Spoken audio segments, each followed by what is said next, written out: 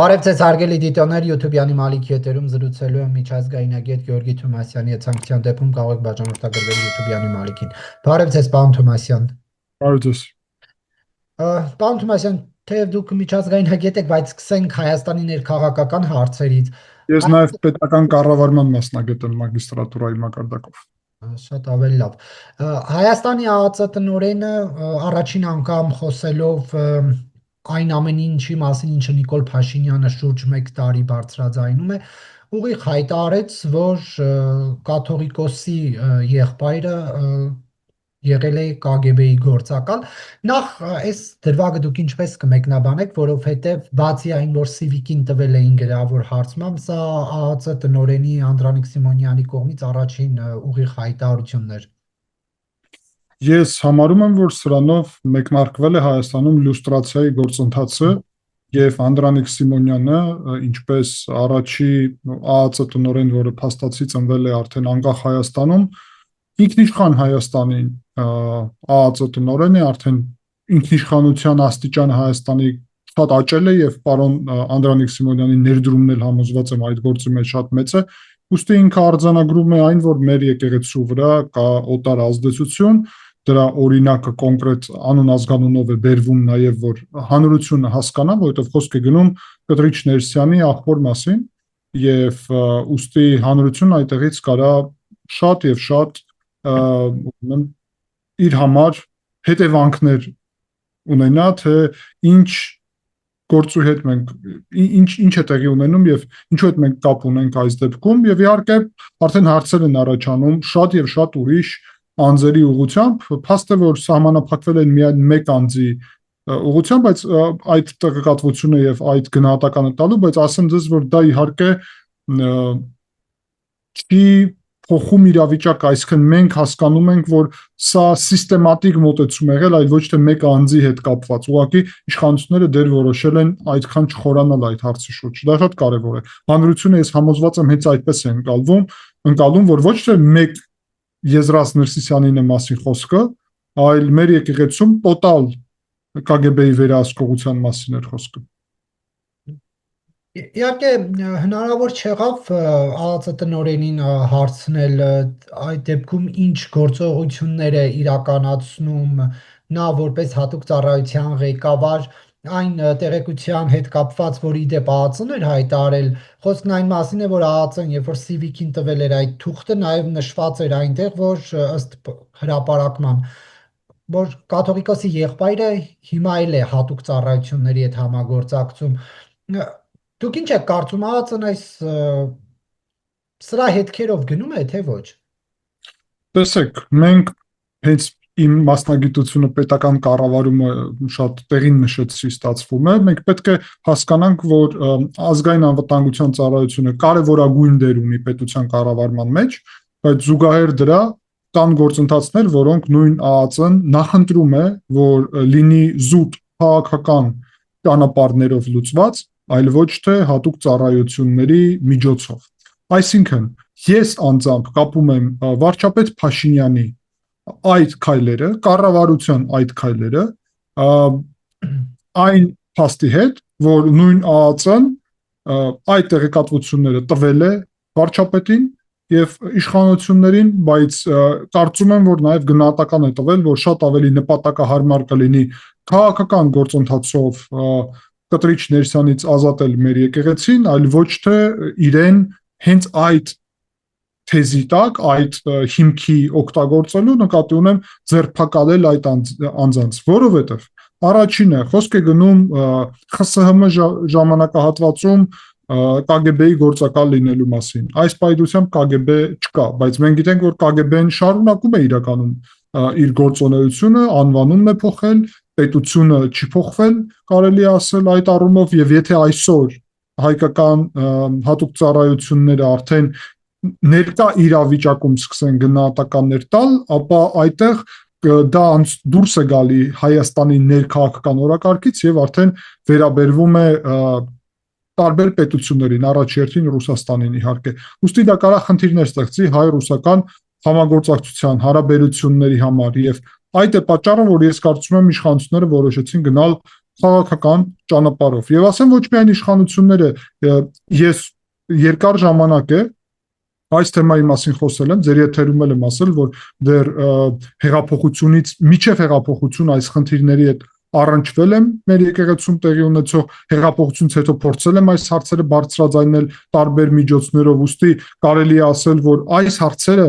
շատ եւ շատ ներկայացուցիչների համար մեր հանրության, այդ թվում իմ համար նորություն չեն եւ դա շատ կարեւոր է, որովհետեւ մեր գործունեությունը, այդ թվում իմ անձնական գործունեությունը եկեղեցու ուղղությամբ միշտ հաշվի առել այն փաստը, որ այստեղ հատուկ ծառայությունների դերը ավելի փոքր է եւ քաղաքական եւ հանրային գործիչների, որոնք պետք է այդ գործընթացը առաջ տանեն, շատ ավելի մեծ է նրա համար, որ վերջնական նպատակին հասնեն, որովհետեւ թեման շատ նուրբ է։ Կա ուրիշ հարցեր, որտեղ որ հակառակը քաղաքական հասարակական ներկայացուցիչները անելիք չունեն, զուտ պետք է գործի ազգային անվտանգության ծառայությունը։ Եվ ինչպես կմեկնաբանեք ապաքաղաքական մարմնի ԱԱՑ-ի ղեկավարի խոսույթը, նա կաթողիկոսի մասին խոսելիս նշում է կտրիչ Ներսիսյան, ինչ անում է Նիկոլ Փաշինյանը, նա քաղաքական գործիչ չէ, ըստ ձեզ սա ինչ է նշանակում։ Սա նշանակում է, որ ԱՀԾ տնօրեն պարոն Անդրանիկ Սիմոնյանը նաև կտրիչ Ներսյանին չի համարում ամենայն հայոց կաթողիկոս։ Եվ դա հանրությանը ինչու է իր անձնական դիրքորոշումը ներկայացնում, նա հանրությանը ներկայացնում է որպես ԱԱՑ տնօրեն։ Հենց որպես ԱԱՑ տնօրեն ինքը բացահայտ խոսում է, որ կտրիչ Ներսյանի եղբայրը ԿԳԲ-ի գործակալ է։ Հիմա արդյոք անպայման պետք է լինի բարձրաձայնված այն փաստը, որ կտրիչ Ներսիսյանն էլ է ԿԳԲ-ի գործակալ։ Չի ասել։ Եթե ոնց չի ասել։ Բայց ես եմ ասում, պետք է լինի բարձրաձայնած, թե ոչ։ Հարցը հենց դրանում է։ Ուստի իմ գնահատականով պարոն Անդրանիկ Սիմոնյանը չի բարձրաձայնում դա, ոչ էլ Նիկոլ Փաշինյանն է ուղիղ այդ տեքստով դա ասում, որովհետև խուսափում են արդեն նշեցի տարբեր միջազգային արդեն խնդիրների եւ այլն, այսինքն այդ առումով կա բաներ, որտեղ որ անհրաժեշտ չի։ Պարոն Անդրանիկ Սիմոնյանը իր լիազորություններից դուրս գնահատական չի տվել, ինքը պատասխանատու է պետության անվտանգության համար, կարևորագույն կառույց է ղեկավարում եւ այդ թվում մեր եկեղեցում օտար հատուկ ծառայությունների ազդեցությունը սպառնալիք է, որով ԱԱՑ-ն պետք է զբաղվի։ Հիմա ԱԱՑ-ն բացահայտ ասում է Կտրիչ Ներսյանի ընտանիքի անդամը հայկական եկեղեցու բարձր պաշտոնյաներից մեկը հենց Կտրիչ Ներսյանի փոքրիկ խմբակի ամենակարևոր ներկայացուցիչներից մեկը կամ նույնիսկ ամենակարևորը Եզրաս Ներսիսյանը ԿԳԲ գործակալ է։ Դրանից ավել ասելու, եթե անհրաժեշտություն չի տեսնում, ուրեմն հիմքեր ունի դրա, ես համոզված եմ դրանում։ Ուստի ես ասում եմ, գնահատում եմ սա, որ սա քաղաքական գնահատական չէ։ Եվ առհասարակ մի բան ասենք, ԱԱՑ տնօրենի համար բոլոր քաղաքացիներն էլ քաղաքացի են։ Այսինքն այդտեղ այդ կրոնական բաղադրիչը պետությունը ինչպես այսպեսին մարդկանց չի բաժանում կրոնական բաղադրիչների եւ այլն։ Բոլորը քաղաքացի են եւ ուստի այդ դեպքում նույն ինքը հաստատում է, որ քաղաքացին կարող է լինի օտար գործակալ։ Հիմա այդ քաղաքացին կարող է միևնույն ժամանակ հոգեվորական լինի կամ չլինի։ Կարող է երկրի ղեկավար լինի կամ ինչ որ բարձր պաշտոնյա եւ օտար գործակալ լինի։ Այդ արդեն առանձին թեմաներ են։ Ուստի սա քաղաքական գնահատական չէ, սա զուտ իր գործունեության տրամաբանության մեջ է այս գնահատականները տալը։ Եվ ես կարծում եմ նույնիսկ դեռ սահմանափակում է իրեն, զսպում է իրեն շատ հարցերի մասին ել ավելի կտրուկ գնահատականներ տալուց։ Պարզապես Հայաստանում Կտրիչ Ներսիսյան անուն ազգանով քաղաքացի չկա։ Ես հիմա այս պայմանի մոտ բաց է Հայաստանի ընտրողների պետական ռեգիստրը եւ այստեղ կա Ներսիսյան Գարեգին II, Հասցեն Մայրատոր եւ Կտրիչ Ներսիսյան անազգանը, երբ որ սրճ եմ տալիս, որևէ մեկին չի բերում, նույնիսկ այլ քաղաքացու չի բերում։ Այսինքն ԱԱՑ տնօրենը տալիս է մարդու անուն, որը Հայաստանում գոյություն չունի։ Հիմա տեխնիկական հարց եք, Նարեկ օգտագործում։ Չէ, տեխնիկական չի, բովանդակային է, պարոն Թոմասյան, որովհետեւ Հայաստանում չկա Կտրիչ Ներսիսյան։ Հիմա այդ ցուցակում, որ ինքը Գարեգին II Ներսիսյան է նշված, կարելի է օգտագործել այդ անվանումն էլ, հարցը դրանում չի, բայց մենք բոլորս գիտենք, որ իր անունը միջև Գարեգին II դառնալը կտրիչ էր, դա փաստ է, չէ, նորություն չեմ ասում։ ուստի մենք այդպեսի կարող ենք գնահատական տալ, այդպես իրան կարող ենք դիմել, կարող են շատ մարդիկ ասեն ձեզ, որ նույն Վրաստանում էլ ես երբ մեկնաբանություն եմ տալիս, հաճախ ասում եմ Գարեգին երկրորդ, որովհետև մարդիկ չգիտեն Կտրիչ Ներսիսյանը ով է ուղակի, որովհետև այդպես է հայտնի, բայց դա որևէ բան չի փոխում իրականությունում։ Այսինքն դու ոնց ուզում ես իրան կարող ես դիմել, հիմա հարցը ինձ նրանում է, դու իրան ճանաչում ես, թե ոչ,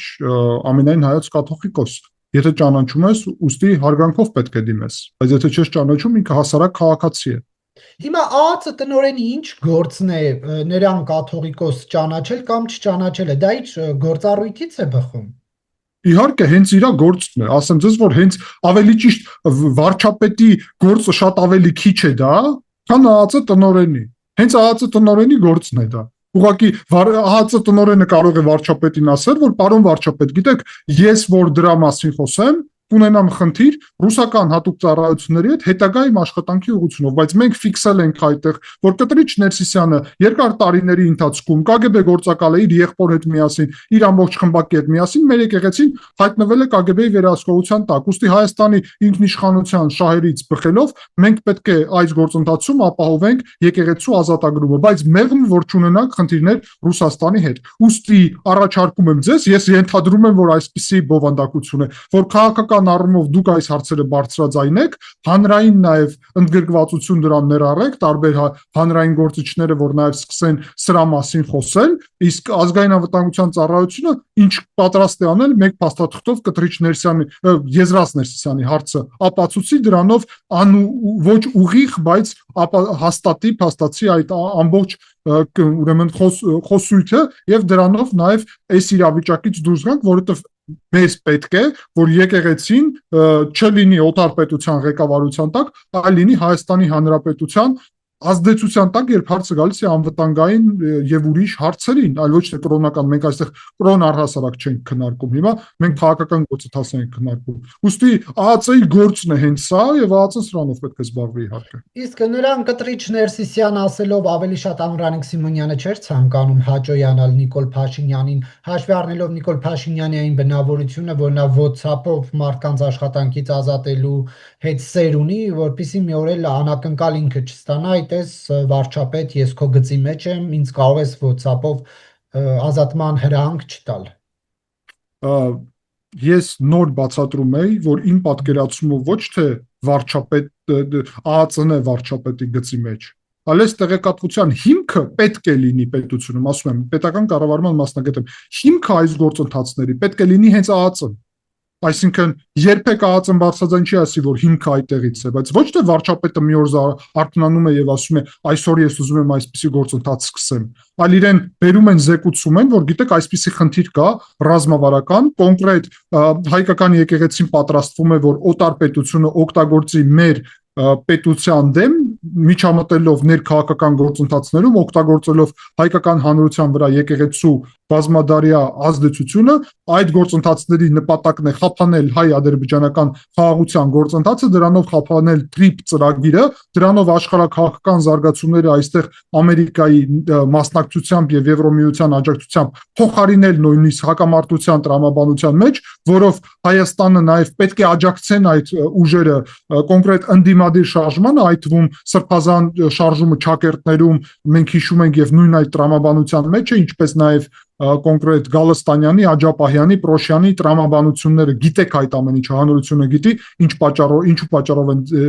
ձերբակալված եւ այլն, այսինքն այդ ամենի հետևանքով պետք է Հայաստանը վերադառնա հակամարտության տրամաբանության մեջ եւ դրա հետևանքով նաեւ դրանից հետո պետք է Հայաստանում աջակցի եկեղեցին իշխանափոխության, ինչը շատ անգամ արել է եւ շարունակում է անել, որից հետո գալիս են ուժեր, որոնք օրակարգում ունեն խաղաղության իրավիճակը վերանայել եւ հակամարտության տրամաբանությունները վերադարձնել եւ դա բերելու է նրան, որ Հայաստանը զրկվելու է ինքնիշխանությունից, որովհետեւ բացահայտ Վիտալի Բալասանյանները ասում են եւ Կտրիչ Ներսյանը այդ տրամաբանության մեջ է, որ Հայաստանը պետք է միութենական պետության մաս լինի։ Այսինքն դրանից հետո որ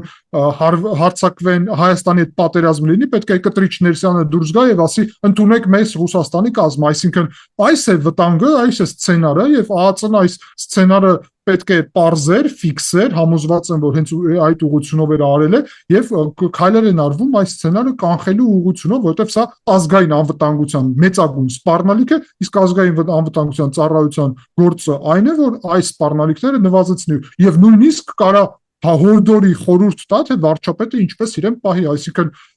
շատ դեպքերում վարչապետի հանդեպ ԱԱԾ-ն, ազգային ուրեմն արտաքին հետախուզության ծառայությունները ոչ թե շատ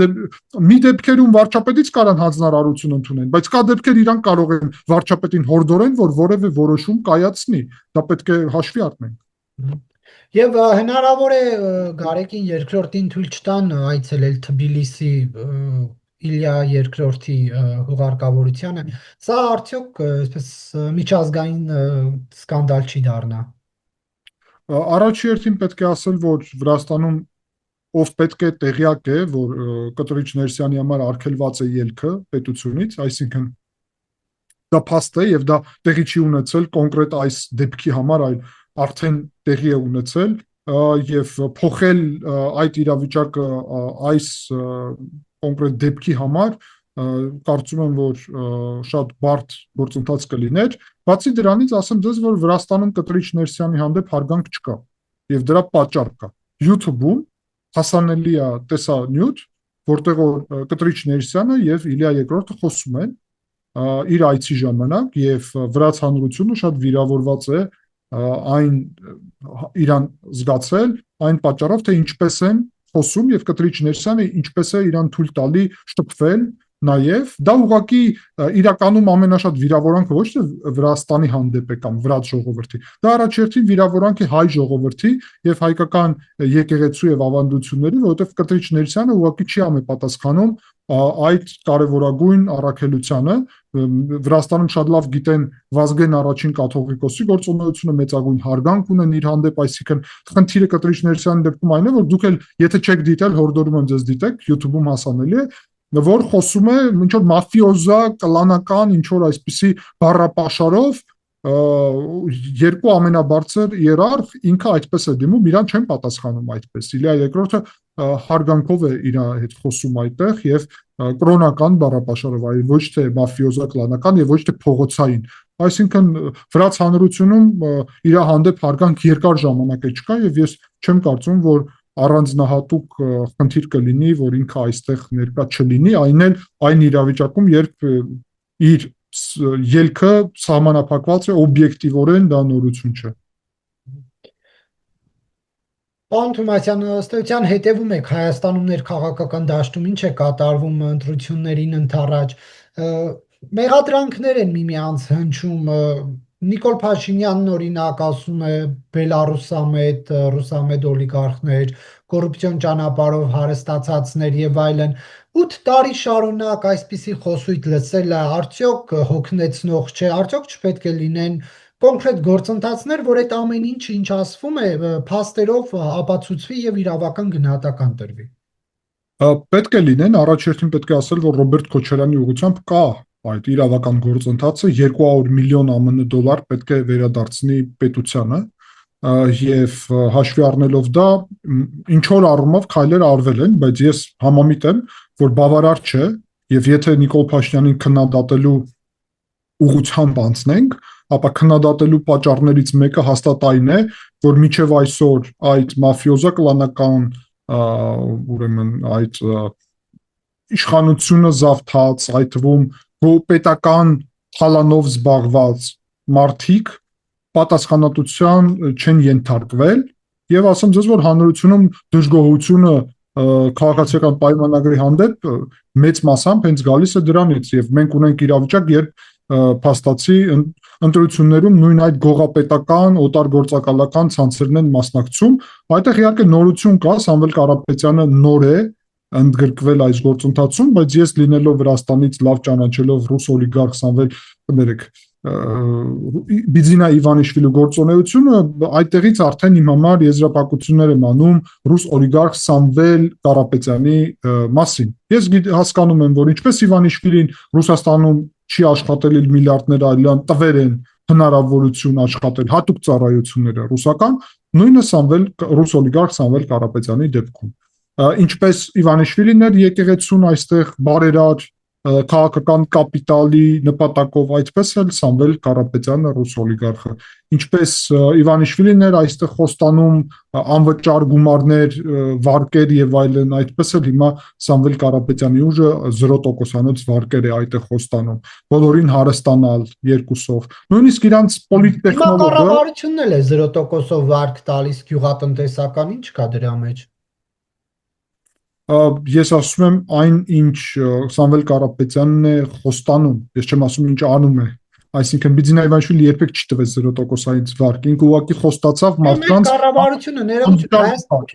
Հայաստանի կառավարությունը հիմա գյուղատնտեսական 0% վարկեր է առաջարկում, Պապոյանը շռնդալից գովազդում է Facebook-ում, Instagram-ում, դա վատ բան է, որ հիմա Սամվել Կարապետյանն էլ է առաջարկում։ Եվս մեկ անգամ ես ասում եմ, ես խնդիրը դրանում չէ, խնդիրը տրամաբանությունում է, այսինքն հիմա երբ ասում եք դուք իշխանությունը տրամադրում են, որտեղից են տրամադրում։ Բյուջեից, այո, իսկ Բիձինա Իվանիշվիլին ինչ տրամաբանությունով էր եկել, գիտեք, որ ինքը հարուստ է, հիմա բոլորին հարստացնելու է, եւ այդ վարկերը չգիտեմ որտեղից է բերելու, բա Նարեկ Կարապետյանը ինչ ասում, Չինաստանից ենք բերելու այդ վարկերը, ասեց չէ, բա ինչ է դա նշանակում։ Այսինքն մենք գիտենք, որ մրցակցություն կա գլոբալ Միացյալ Նահանգների եւ Չինաստանի միջև, եւ մենք Չինաստանից ենք վարկեր գումարներ բերելու, իսկ մենք գիտենք, որ ես գիտեմ հաստատ, որ Չինաստանի հետ այդպիսի համագործակցությունը բերելու է քաղաքական կախվածության եւ ազդեցության։ Իսկ մենք հասկանում ենք, որ Չինաստանում բռնապետություն է, կոմունիստական կուսակցությունն է ղեկավարում Չինաստանով։ Եվ մինչև ռուս օլիգարխ Բիձինա Իվանիշվիլի կուսակցությունը ռազմավարական փաստաթուղթ է կնքել Չինաստանի կոմունիստական կուսակցության, այսինքն վրաց ժողովուրդը 70 տարի Սովետում պայքարում էր Սովետից դուրս գալու եւ կոմունիստական ռեժիմի դեմ, որ հիմա Իվանիշվիլին կոմունիստական Չինաստանի հետ դառնար դաշնակից եւ ասեր շատ ճիշտ քաղաքականություն եք վարում, հիմա հայ ժողովուրդը կոմունիստական Չինաստանի կուսակցության հետ ինչ ապագա ունի, ինչ վարկեր, ինչ կապեր, ինչ ներդրումներ, որը կարաբերի Հայաստանում այդ գաղափարախոսության ազդեցության։ Իսկ գիտեք Չինաստանի տարբերությունը Միացյալ Նահանգներից խոսքին գործընկերի առումով։ Միացյալ Նահանգների համար կարևոր է, որ գործընկերը լինի ժողովրդավար պետություն, մարդու իրավունքներ հիմնարար պահպանի եւ այլն։ Չինաստանի համար կարևոր է, որ դու էֆեկտիվ լինես բռնապետ այդ տարածքում։ Վերջ։ Մարդու իրավունքներ, տարբերություն չկա, խոսքի ազատություն, ԶԼՄ-ների ազատություն, հասարակական կառույցների հակառակը ինչքան վատ լինի, այդքան լավ։ Վրաստանում այսօր բռնապետությունը ձևավորվում է Չինաստանի հետ մերձեցման ուղղությամբ, այսինքն ես խնդիրը տեսնում եմ հենց այդ աշխարհաքաղաքական զարգացումով, բացի դրանից այդ տպավորությունը, որ իբրև Սամվել Կարապետյանը հարուստ է եւ հարստացնելու է ժողովրդին, այդտեղից էլ պետք է դուրս գանք, որովհետեւ Իվանիշվիլին նույն բանն էր խոստանում, հարստացնել ժողովրդին, իշխանությունը չի կարող գալով գումար տալով, այսինքն դա պետական կառավարումից պետք է ելնի։ Հիմա այս մարդը ուղիղ եթերում խոսել չի կարող։ Իրան ո՞նց կարելի է պետության կառավարում հանձնել։ Այս մարդը մենք մի հատ իր հայտարարություն չգիտենք, ինքը աշխարհաքաղաքական Իրանում բան է տեղի ունենում, Մերձավոր Արևելքում պատերազմ, եվրոինտեգրման մասին մի հատ հայտարարություն գիտեք առհասարակ ինչ արել է, միջև այս քաղաքական գործընթացների մեջ մտնելը ասում էր, որ մերը ԵԱՏՄ-ն է, Եվրոպան։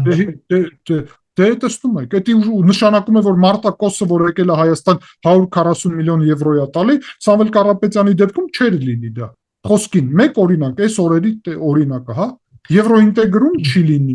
Այն ինչ որ Բիձինա Իվանիշվիլին արեց, բայց ինքը խի չի ասում դա, այսօր դուրս գալի ասում մենք չեղարկելու ենք եվրոպական ինտեգրումը, որովհետև խաբել է ուզում ժողովրդին դրանով։ Ինքը ասում է ԵԱՏՄ, բայց չի ասում, որ ԵՄ-ի հետ խնդիրներ ենք ունենալու, Միացյալ Նահանգների հետ խնդիրներ, TRIP-ի ծրագիրը չի լինի, արհեստական բանականության չիպեր չեն տա, պատճառը ասեմ, ռուս օլիգարխին ոչ մեկ չի վստահի այդ չիպերը, որովհետև Ռուսաստանի ձեռքում կարա հայտնվի։ Բայց հիմա արհեստական բանականության հետ շատ լավ է, կարող է այդ միողությունով տա, ինչ է կասկածի տակ դրել։ Հա, ինքը լավ է օգտագործում առումով, օգտագործում է ակտիվորեն, բայց հայ ժողովրդի համար այդ արհեստական բանականության կենտրոնը, որը Հայաստանում պետք է կառուցվի եւ դա բերի մեր համար լուրջ մրցակցային հնարավորություններ, որովհետև Ադրբեջանը նավթ ունի, իսկ մենք ունենանք չիպեր եւ այդ ներդրումները եւ Հայաստանը կհարստանա դրա միջոցով, դա երբեք չի լինի, եթե Հայաստանը պրոռուսական ուղու վրա վերադառնա։ Նույն ձևով մենք հիմա հնդկական զենք ստանում ենք, բայց եթե Հայաստանը վերադառնա ռուս օլիգարխի տրամաբանության մեջ, մոռացեք ֆրանսիական զենք եւ հնարավոր նաեւ ամերիկյան զենքը ֆրանսիական ստացել ենք, ամերիկյան կարող ենք ստանալ։ Ուղղակի հանրությունը պետք է մոռանա, երբեք Ֆրանսիան չի տա մեզ այն տեխնոլոգիաները, որը կարող է Ռուսաստանի ձեռքում հայտնվեն։ Այստեղ արդեն վարչապետ Փաշինյանի հանդեպ վստահությունը ունի իր մեծ դերը, որը մենք տեսնում ենք ինչպես է աճում արևմուտքից եւ ուստի մեր հանրությունը պետք է այստեղից նաեւ իր համար հետևանքներ ունենա եւ հասկանա եզրակացություններ անի, թե ինչ է սա ամեն ինչը նշանակում։ Պարոն Թովմասյան, Նիկոլ Փաշինյանն արդյոք չի սպառնում ընտրողներին ընտրություններից ամիսներ առաջ, որովհետև նա ասում է, այ Քոչարյանն եկավ, Ծառուկյանն եկավ, Սամվել Կարապետյանն եկավ, պատերազմ է լինելու, ասում է, ոչ ուշ սեպտեմբերին պատերազմ է լինելու, մի հատ էլ ասում է, այդ պատերազմի կուսակցության գլուխը կաթողիկոսն է։ Բայց այդ մարդիկ օրինակ իրենց չեն ասում նույնիսկ որ այդքան ասում են Արցախ, Մասիսար եւ այլն, չեն ասում որ այ հենց մենք գանք իշխանության, պատերազմով մեր Արցախը հետ ենք բերելու։ Նույնիսկ Արցախցի Ռոբերտ Քոչարյանը դա չի հայտարարում։ Նիկոլ Փաշինյանը որտեղից է հիմք վերցրել, որ հենց այս մարդիկ եկան, պատերազմ է լինել։ Արդյոք սա տրյուկ չէ ժողովրդին իր կողմը գրավելու։ Տեսեք, շատ པարզ բան ասեմ, այստեղ այս թեման բարդ է եւ պետքա մի փոքր խորանանք այս թեմայի մեջ։ Առաջինը, որ այսօրվա այդ կոնկրետ ընդդիմադիր ուժերի մասին երբ խոսում ենք, իրանք ուրեմն բացահայտ ասում են, որ վերանայելու են խաղաղությունը։ Հիմա Միացյալ Նահանգները այստեղ ձևավորել են խաղաղություն։ Եթե դու փորձում ես վերանայել այդ խաղաղությունը, դու դուրս ես գալի այդ գործընթացից։ Եվ եթե դուրս ես գալի այդ գործընթացից, խաղաղության, ապա արդեն խաղաղություն չկա։ Ուժի առումով Ադրբեջանն է ուժեղ, իսկ դու օգտագործում ես Արցախի թեզը քո նպատակներով։ Հիմա ինչ նպատակով ես օգտագործում։ Այսինքն կամ դու սուտասան պոպուլիստ ես, որ ուղղակի մարդկանց այն էլ ցավալի հարցով, այն էլ մեր Արցախահայության համար դա ինչքան ցավալի է, օգտագործում ես այդ թեման զուտ, գիտենալով որ մենք ոչ մի այդ ուղղությամբ հնարավորություն չունենք, կամ դու իրոք փորձում ես փոխել, հիմա տեսեք Ռոբերտ Քոչարյանը բացահայտ ասաց, որ մենք 29743 քառակուսի կիլոմետրով չպետք է սահմանափակենք։ Հա, բայց նա ինչ է ասում, նաև ասում է կարող է տեղի ունենան աշխարհաքաղաքական եսիմինչ զարգացումներ, Իրանի հետ կապված եսիմինչ լինի, եսիմինչ շանս լինի, մենք եսիմինչ անենք։ Այսինքն ինչ ասեն, օդի մեջ ինչ որ հիպոթետիկ բան ասում, կոնկրետ սցենար չի ներկայացնում։ Այո, եւ դա Ադրբեջանին տալիս է հիմք պատերազմ սկսելու։ Եվ դա նաև տալիս է կոնկրետ հիմք Իրանում պատերազմի զուգահեռ, որը նշանակում է, որ Հայաստանը այսօր ունի զենքի մատակարարման խնդիրներ Հնդկաստանից, Իրանի տարածքով, ճիշտ է, տրամաբանական է, չէ՞։ Ես ասում եմ տրամաբանական հնարավոր սցենար է, ես չեմ ասում որևէ փաստ։ Այսինքն պատերազմ է գնում, օդային տարածքը փակ է, ցամաքային տարածքում ինչ խնդիրներ են, զենքի մատակարարումները խնդրահարույց կլինեն։ Հիմա այս պարագան ֆրանսիական զենքի մատակարարումները Վրաստանում որ արգելված է, դա գիտենք, չէ՞, ռուս օլիգարխը որ արգելել է, բա Իվանիշվիլին երբ արգելեց, երբ որ Եվրոպական միությունից շեղվեց դեպի Ռուսաստան, միանգամից փակեց այդ ճանապարհը։ Հիմա Հայաստանը որ մատակարարումներ զենքի խնդիրներ ունի, այսպես ասեմ, Ադրբեջանը կարող է ասել, բա մեր համար լավ իրավիճակ է, սպասենք, տեսնենք, կարող է օգտակար է, կարող է բացի դրանից հիշեցնեմ հարավային Ադրբեջանի թեզը Իրանի տարածքում, այդտեղ էլ հենց Հայաստանի սահմանը հատում ես 10-15 միլիոն ադրբեջանցի են ապրում։ Եվ այդ թեզը կա Ադրբեջանի պետական մամուլում, դա Թուրքիայում նաև կան ինչ-ինչ հարցեր, Թաբրիզ է, Արդեբիլ եւ այլն նշում են, ասում են մեր ադրբեջանական քաղաքներն են եւ այլն։ Հիմա եթե Հայաստանը եւ եթե Ադրբեջանը եւ Թուրքիան մի բան անեն, օգտագործեն Իրանի փլուզվելու հնարավոր սցենարը, չեմ ասում հավանական, բայց հնարավոր սցենարը միանան ցամաքով, բա հետո ինչ է տեղի ունենում։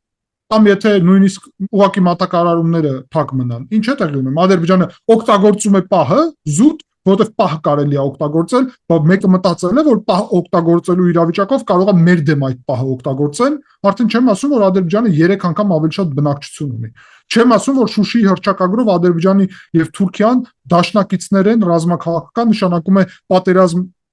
Ադրբեջանի հետ բերելու է պատերազմ Թուրքիայի հետ։ Այսինքն մենք իրոք ցանկությունների մակարդակով ենք խոսում, թե պատասխանատու քաղաքացիներ ենք, հասարակական հանրային եւ քաղաքական գործիչներ ենք, ին նախնիները Կարսից են։ Հիմա ես ցանկությունների մակարդակով խոսեմ, թե Հայաստանի Հանրապետության անվտանգությունից եւ Հայաստանի Հանրապետության քաղաքացիների անվտանգությունից ելնելու տրամաբանությունով, թե չէ, պոպուլիզմը գիտեք քիչ հեշտ բան է, որևէ գին չես վճարում, երբ դու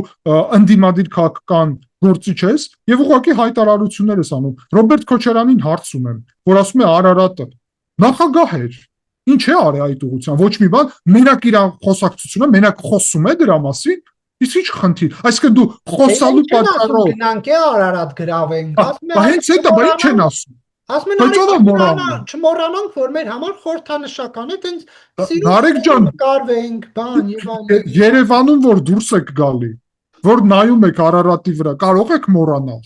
այսինքն չմոռանալ ինչը, ես ես համոզեցնում եմ Սփյուռքում հայերը իրենց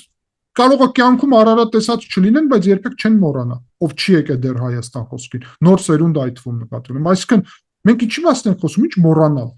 մենք խոսում ենք, գիտեք ինչի մասին, Երևանը, որտեղ որ մանուկները խաղում են փողոցում եւ Արարատի վրա են նայում եւ երբեք չեն մոռանա, խաղաղ կլինի, թե խաղաղ չի լինի։ Հիմա Ռոբերտ Քոչարյանի հայտարարության պատճառով, որ ինքը իբրև հիմա հայրենասեր է դարձել, հայրենասեր գիտեք երբ կլիներ, պետությունը չթալաներ, հայրենասեր կլիներ։ Ռոբերտ Քոչարյանի ժամանակահատվածում է, երբ որ Հայաստանի եւ Ադրբեջանի ռազմական բյուջեները կտրուկ փոխվում են։ Հələ Հայաստանին սպարապետ Վազգեն Սարգսյանի ժամանակ ավելի բարձր մակարդակ ուներ, ավելի շատ բյուջե ուներ Հայաստանը, քան Ադրբեջանը ռազմական, կտրուկ փոխվում է Ռոբերտ Քոչարյանի ժամանակ։ Եվ նրա փոխարեն, որ Ռոբերտ Քոչարյանը հայկական պետությունը հզորացներ, որ ի վերջո չգայինք այս իրավիճակի, որտեղ այս իրավիճակի եկել ենք 20 տարուց ավել ժամանակահատվածում, այլ ոչ թե 18-ից 20 թվերը հաստատ, ռազմական բյուջեի դիսբալանսը այդ ամեն ինչը թվերով կարելի է ստուգել։ Ռազմական բյուջեի դիսբալանսից է գալի, բնակչության դիսբալանսից է գալի պարտությունները, ռազմական անվտանգությունը հիմնված է ժողովրդագրական իրավիճակի վրա, քո տնտեսական իրավիճակի վրա, քո ռազմաքաղաքական դաշնակիցների վրա, Մենք նրա փոխարեն Ռոբերտ Քոչարյանը, որ Արարատ սարի մասին այսօր խոսի, այն Արարատի շուրջ հայկական պետությունում ինչ որ կար, ամեն ինչ որ Ռուսաստանին հանձնել է։ Էդ է Արարատ սիրելը, էդ է հայրենասիրությունը։ Ամեն ինչ որ թալանել էր այդտեղ իր սեփական գրպանները ու իր ընտանիքի գրպանները լցնելով Արցախից մի աղքատ ընտանիք միլիարդատեր են փաստացի դառել հայ ժողովրդի միջոցով, այդպես է ստացվում, թե ինքը իր տղունա, որդունա պատրաստվում ուղարկել առաջինը զոհվել որևէ տեղ, թե հայ ժողովրդի հասարակ մեր քաղաքացիների, որոնք իրանց քրտինքով աշխատում են իրանց հանապարզորիա հացը, այլ ոչ թե Ռոբերտ Քոչարյանի պես գողացած մուլտիմիլիոնատեր, թե այդ ժողովրդի որդիների արյան գնով է պատրաստվում այդ պոպուլիստական թեզերը օգտագործել, թե կարծում է որևէ հայկա ում համար Արարատը կամ Արցախը կամ իմ դեպքում խոսքին Կարսը պակաս իմ համար կարող է արժեք կամ ցավ լինի, բայց ինքը պոպուլիստ է ուղղակի այդ իր թեզով եւ ամբողջ դաշնակցությունը եւ Քոչարյանի այդ ուժը նրանով են միայն զբաղված, ամբողջ իրանց տրամաբանությունը հենց այդ պոպուլիզմն է, իրանք օգտագործում են դա հատկապես այդ թվում Սփյուռքում, որ ազդեն մարդկանց մեր հանրության էմոցիաների վրա։ Դրա փոխարեն մեզ իրական Հայաստանն է պետք, որ իրական Հայաստանում առաջի տարին ունենք 2025-ը, որ մարդիկ վերադառնում են Հայաստան, այլ ոչ թե գնում են Հայաստանից։ Դա է մեր Արարատ ու դա է մեր հաղթանակը, որ հայերը ավելի շատ լինեն Հայաստանում, որ ընտանիք հազիվ մենք հասել ենք նրան, որ մի փոքր քաղաքացիները սոցիալական իրավիճակում ճնչելու հնարավորություն ունեն, հա, այս սոցիալական փաթեթով նկատի ունեմ առողջապահության եւ այլն, բայց դա որտեղից է գալի, խաղաղությունից է գալի, տնտեսության զարգացումից է գալի եւ այլն, այն էլ նոր է սկսվել այդ ամենուց, որովհետեւ խաղաղությունը դեռ չկա։ Այսինքն մենք այս ամենը համատեքստում պետք է նայենք, թե չէ։ Պոպուլիստական հայտարարություններ ես տենում եմ մարդիկ նույնիսկ ավելին են ասում, մենակ Արարատ ու Արցախ չեն ասում, ավելի բաներ են ասում։ Եվ ուր ենք այսպիսով գնալու, միջև ուր ենք հասնելու։ Բայց չպետք է հիմք ընդունել վերջնական նախընտրական ծրագրերը, պարոն Թոմասյան, որտեղ օրինակ գրված չի լինի հարձակվել Ադրբեջանի վրա եւ ազատագրել Արցախը, կամ չգիտեմ, հարձակվել Թուրքիայի վրա եւ ազատագրել Արևմտյան Հայաստանը։ Թեզը տեսեք փաստաթղթում գրածը թե այնպես հայտարարած այդ ամեն ինչ այդ քաղաքական գործընթացի մաս է, հա, հիմա վարչապետի էս կիրառվող, չգիտեմ, նույնիսկ տարբեր էս սիմվոլիկան եւ հայտարարությունները, թվերը եւ այլն, այդ ամենը նշանակություն ունի, միայն փաստաթղթերը ხო չէ։ Հիմա դուք ինչպես եք պատկերացնում Ռոբերտ Քոչարյանը դառնում է Հայաստանի ղեկավար խոսքին եւ ինչ է Արցախի մասին սկսում է խոսել։ Բանակցում է, որ գազը էժանանա։ Ում է բանակցում։ Ռուսների։ Որ գազը էժանանա։ Հա, ասել եք փորձեն էժանանալ։ Ես պետք թեմա եք փոխում, ես ասում եմ Արցախի թեման, թե չէ։ Գազը էժանանա, այդ թեման կեժանանա այն դեպքում, եթե մենք կախվածություն չունենանք Ռուսաստանից։ Ռոբերտ Քոչարյանը չէր եւ իրանց իշխանությունը տարին կարող եք ինձ հիշեցնել, ես հստակ տարին չեմ հիշում, բայց երբ է կնքվել այդ Իրանի հետ գազատարի ուղղությամբ Գազպրոմին, որ փոխանցվել է եւ սահմանափակվել է քանակը գազի, որ թիվն է, հիշում եք։ 7 կարծեմ։ Դե Ռոբերտ Քոչարյանն էր, չէ՞ նախագահ։ Այդ ինչ է նշանակում գազի գին, որ ասում եք, բա Իրանը գազի համար 1 մատակարարիչն է աշխարհում։ Բա մենք Իրանից որ սահմանն էլ Վրաստանի տարածքով չէ, Վրաստանով որ գազը անցնում է, դա իր նաև հետևանքները ունի։ Բա Իրանը, որ անմիջապես Հայաստանին կարող է գազ մատակարարել, ինչ տեղի չի ունեցել։ Եթե Ռոբերտ Քոչարյանը ուժեղ բանակցող է։ Բա Լեռնային Ղարաբաղի շուրջ 5 շրջան, հետո 2 շրջան հանձնելը Կեն բոլորը բանակցե մադրիդյան սկզբունքների կարող է վարչապետ Փաշինյանը կապ ունի մադրիդյան սկզբունքների հետ։ Իհարկե ոչ։ Ռոբերտ Քոչարյանի եւ Սերժ Սարգսյանի գործունեության արդյունք է մադրիդյան սկզբունքները։ Բացեք Ճիշտ է ասում, 2007 թվականի այս օրերին, մարտի 19-ին է որոշվել։ Դե տեսեք, մադրիդյան սկզբունքները 5 շրջանի եւ 2 շրջանի հետո փոխանցման մասին էր։ Եվ մնացած լղիմի տարածքը անկախ չէր դառնում մադրիդյան սկզբունքներով, հասկանում եք, անկախ չէր դառնում։ Ուստի Հայաստանի Հանրապետությունը երբեք չի ասել, որ իր տարածքները հետ սովետականից դուրս են։ Հայաստանի Հանրապետությունը երբեք չի ասել, որ լղիմը իր մասն է։ Քաղաքական գնահատականները, քաղաքական հայտարարությունները, այն ինչ վարչապետը նույնիսկ կարել է, դա լրիվ ուրիշ տրամաբանությունից է։ Իրավական առումով ես նկատի ունեմ, ես նաև միջազգային հարաբերությունների եւ միջազգային իրավունքի մասնակից եմ։ Միջազգային իրավունքի առումով Հայաստանը երբեք չի անեքսիայի ենթարկել լղիմի տարածքը կամ շրջակա իր տարածքները։ Ուստի Ռոբերտ Քոչարյանն էլ երբեք հարցի տակ չի դրել այն, որ Արարատ լեռը գտնվում է Թուրքիայի միջազգայինորեն ճանաչված տարածքներում։ Բայց ինչու մասին ենք մենք խոսում առհասարակ։ Ինչի մասին ենք խոսում։ Նրա մասին, որ Արարատի մասին մենք կխոսենք, թե չենք խոսի, բա որ մենք դրա մասին շատ ենք հիմա խոսում։ Դրանից մենք մեր նպատակին հասնում ենք, որ Թուրքիայի եւ Ադրբեջանի հետ կայունացնենք հարաբերությունները։ Թե եւս մեկ հարց, լավ, խոսքին մեզ դա չի հետաքրքրում, կայունացումը։ Մեզ է պետք դա, թե Թուրքիային եւ Ադրբեջանին։ Հաղթած կողմը ով է։ Լավ, բնակչությունը համեմատենք։ 80 միլիոնանոց Թուրքիա, 10-11 միլիոնանոց Ադրբեջան։ Հնարավորությունները տնտեսական գնահատենք, համեմատենք իրար հետ։